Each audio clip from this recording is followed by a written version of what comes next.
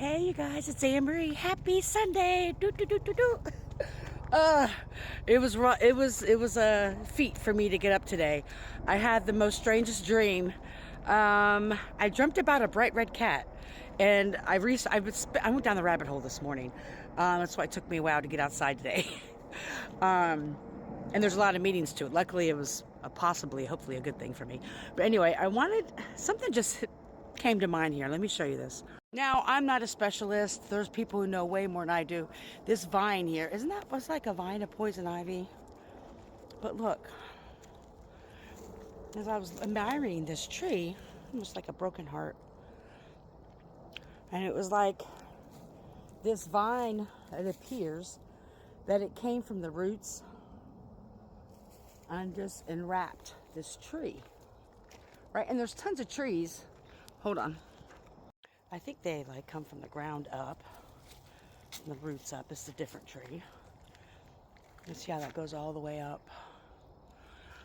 Break for the sun real quick. Hi, sun. That was cool. I stopped it on 1:11, 1 minute, 11 seconds. Anyway, and I see this all the time. I'm out in the woods, these big, huge vine things. And I've actually touched them before, so maybe it's poison ivy or poison oak. I don't know. I know what the leaves of poison ivy look like.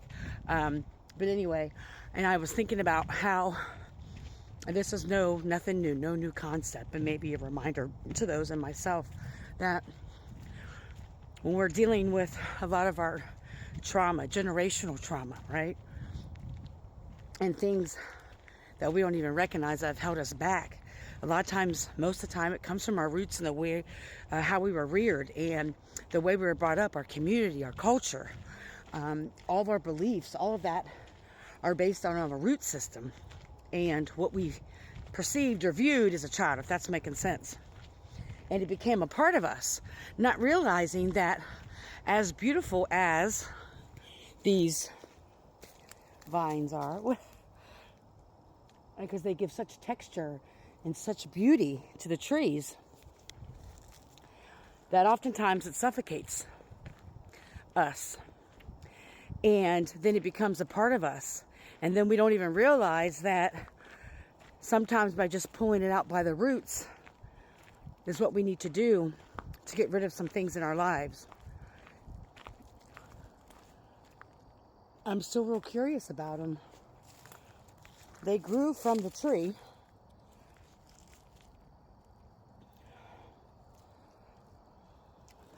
This one really infected the tree, it looks like. Or almost like maybe not infected it. I need to educate myself more. But it looks like it's suffocating the tree, as beautiful as it is. And it reminded me of how sometimes our parents or our caregivers, however you want to say it, have been the ones, our families, our culture, have been the ones suffocating us from our growth. And it becomes a part of us, and then we don't even realize that we can actually get out of it, that we don't have to succumb to it.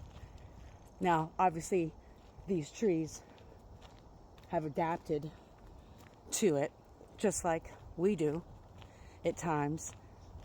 But I want to focus on the mentality that we end up having, where we think that we're stuck, and we think that nothing can be done about our situations that we're in. Not realizing that we have all the power, all the control. And see, this tree has them too. Excuse me, I left my water in the car so I don't have to carry it. This one has a nice design. It's like tattoos of us. We carry with us everywhere. Excuse me. Jeez. Excuse me. Everywhere we go, it becomes part of us. And then we say, oh, that's our DNA. I was just raised that way.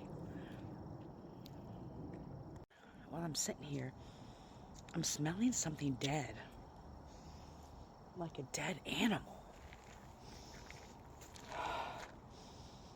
I smell something dead. If you've smelled dead things before, physically, not just when you're dead inside.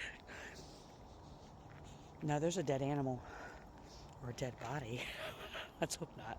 That's a cool tree. I'm smelling something dead. Wow. I got to move from that. It really made me change my thought here. Ooh. I'm smelling death all of a sudden. Okay, it's passing. That was strange.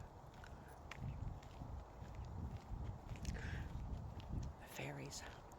So maybe think about what are the things that you've been conditioned to believe or feel about yourself.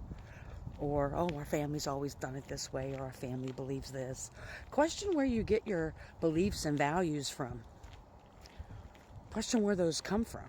You know, there was a young woman the other day who said, you know, I used to be against abortion until I started, I think she said at a job, or, you know, started meeting people who had different circumstances, and she then saw how people treated children after they were born, and her opinions of abortion changed.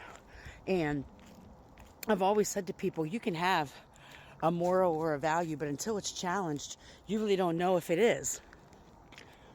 I had a view about that as well until my home invasion.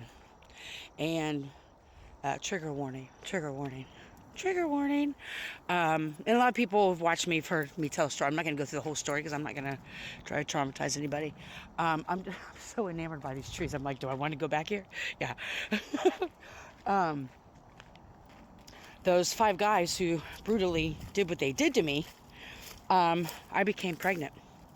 And even though I wasn't having intercourse, I didn't have a boyfriend at the time, I was still on birth control.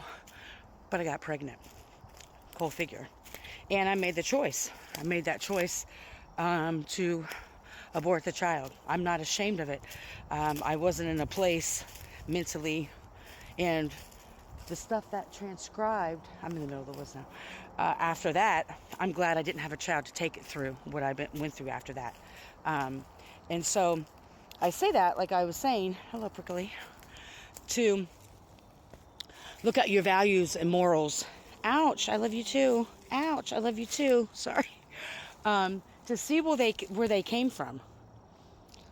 And have they ever been challenged before? A lot of times people will say that they value something. Oh, I value honesty, but aren't an honest person. They value a certain morality, but yet they don't follow it themselves. And so I don't know how that attaches to the little vine thing, but maybe that is the connection of it. There's a tree. Oh, what a great view. Of the things of our past, don't let it hold you down. Don't let it strangle you. Don't let it make you believe that you can't grow and heal and break free from the chains and the binds that have kept you rooted and stuck in a situation, in a location, in a relationship. I see you, Cobweb. That was a big one I just went through.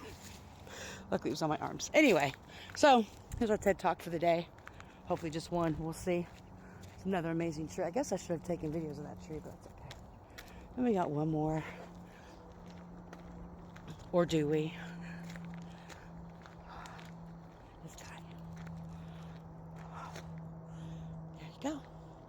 I hope all of you on this beautiful Sunday, I hope that you are healthy and happy and full of joy. May you love and be loved. Heal. Don't harm. Have a great day.